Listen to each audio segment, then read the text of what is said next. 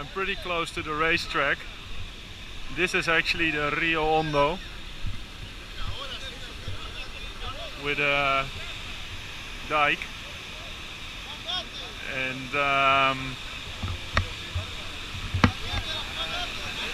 there's people fishing.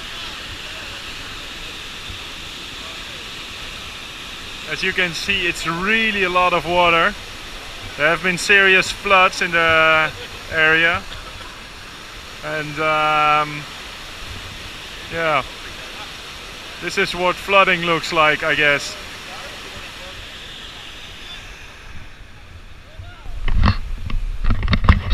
So at 2 o'clock I have to wait another 2 hours, because at 4 o'clock there will be the director of the circuito, of the pista, of the track, Mr. Farina, will be here. He might be, he is actually the one to grant me access. They're doing some reparation work and painting on the track, so painting numbers and I don't know what else. So let's see if it works out.